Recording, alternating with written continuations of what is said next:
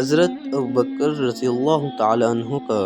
حضرت عمر رضی اللہ تعالیٰ عنہ کو وصیت کرنا۔ حضرت غرری بن مالک رحمۃ اللہ علیہ کہتے ہیں، جب حضرت ابوبکر رضی اللہ تعالیٰ عنہ نے حضرت عمر رضی اللہ تعالیٰ عنہ کو خلیفہ بنانا چاہا تو انہوں نے آدمی بھیج کر حضرت عمر رضی اللہ تعالیٰ عنہ کو بلایا۔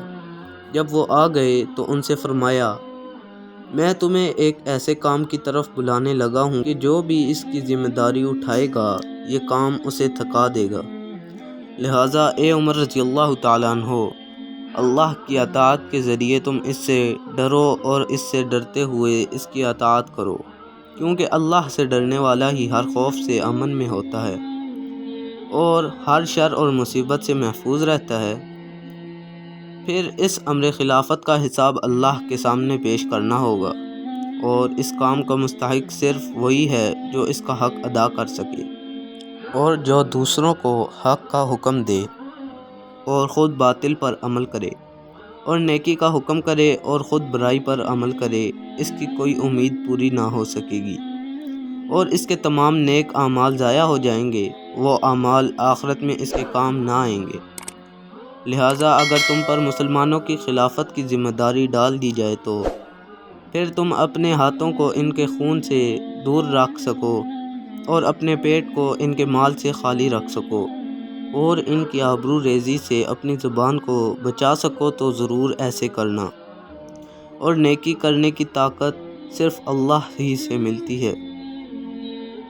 حضرت سالم بن عبداللہ بن عمر رضی اللہ تعالیٰ عنہ کہتے ہیں، جب حضرت ابوبکر رضی اللہ تعالیٰ عنہ کے انتقال کا وقت قریب آیا تو انہوں نے یہ وصیت نامہ لکھوایا۔ بسم اللہ الرحمن الرحیم۔ یہ ابوبکر صدیق رضی اللہ تعالیٰ عنہ کی طرف سے وصیت ہے، اور وہ یہ وصیت نامہ اس وقت کر رہے ہیں جب کہ ان کا اس دنیا میں آخری وقت آ گیا ہے، اور وہ اس دنیا سے جا رہے ہیں اور ان کی آخرت شروع ہو رہی ہے جس میں وہ داخل ہو رہے ہیں، اور یہ موت کا وقت ایسا ہے کہ جس وقت کافر بھی غیب پر ایمان لے آتا ہے اور فاسق و فاجر بھی متقی بن جاتا ہے اور جھوٹا آدمی بھی سچ بولنے لگ جاتا ہے۔ میں نے اپنے بعد عمر بن خطاب رضی اللہ تعالیٰ عنہ کو خلیفہ بنا دیا ہے۔ اگر وہ عدل و انصاف سے کام لیں تو ان کے بارے میں میرا گمان یہی ہے، اور اگر وہ ظلم کریں اور بدل جائیں تو اس کا وبال ان پر ہی ہوگا، اور ان کو خلیفہ بنانے سے میرا ارادہ خیر کا ہی ہے، اور مجھے غیب کا علم نہیں۔ ظالموں کو عنقریب معلوم ہو جائے گا کہ ان کے ظلم کا انجام کیا ہوگا اور وہ کس برے ٹھکانے کی طرف لوٹنے والے ہیں۔ پھر انہوں نے آدمی بھیج کر حضرت عمر رضی اللہ تعالیٰ عنہ کو بلایا اور ان کو زبانی یہ وصیت فرمائی، اے عمر رضی اللہ تعالیٰ عنہ، کچھ لوگ تم سے بغض رکھتے ہیں اور کچھ تم سے محبت کرتے ہیں۔ پرانے زمانے سے یہ دستور چلا آ رہا ہے کہ خیر کو برا سمجھا جاتا ہے اور شر کو پسند کیا جاتا ہے۔ حضرت عمر رضی اللہ تعالیٰ عنہ نے کہا، پھر تو مجھے خلافت کی ضرورت نہیں۔ حضرت ابوبکر صدیق رضی اللہ تعالیٰ عنہ نے فرمایا، لیکن خلافت کو تمہاری ضرورت ہے، کیونکہ تم نے حضور صلی اللہ علیہ وآلہ وسلم کو دیکھا ہے اور ان کے ساتھ رہے ہو، اور تم نے یہ بھی دیکھا ہے کہ حضور صلی اللہ علیہ وآلہ وسلم ہمیں اپنی ذات پر ترجیح دیا کرتے تھے۔ بعض دفعہ حضور صلی اللہ علیہ وآلہ وسلم کی طرف سے ہمیں جو ملتا تھا ہم اسے استعمال کرتے، اور پھر اس میں سے جو بچ جاتا وہ ہم حضور صلی اللہ علیہ وآلہ وسلم کے گھر والوں کو بیچ دیا کرتے۔ یعنی حضور صلی اللہ علیہ وآلہ وسلم اپنے گھر والوں کو پہلے نہ دیتے بلکہ ان پر ترجیح دیتے ہوئے پہلے ہمیں دیتے،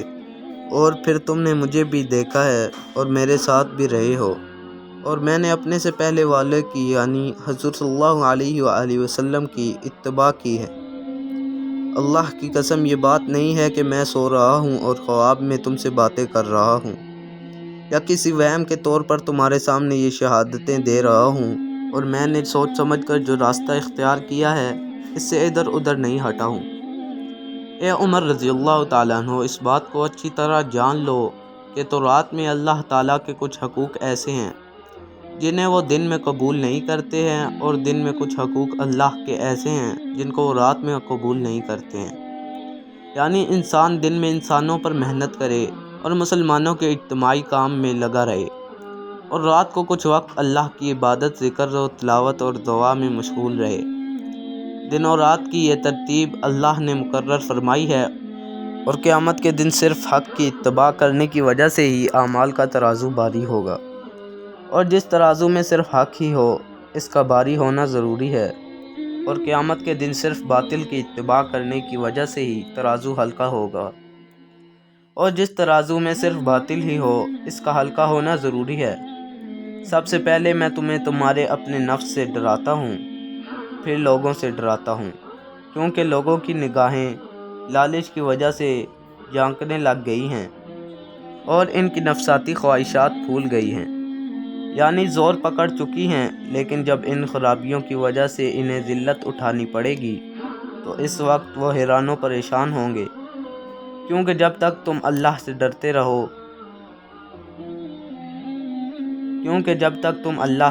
رہو گے اس وقت تک وہ لوگ تم سے ڈرتے رہیں گے۔ یہ میری وصیت ہے، میری طرف سے تمہیں سلام ہو۔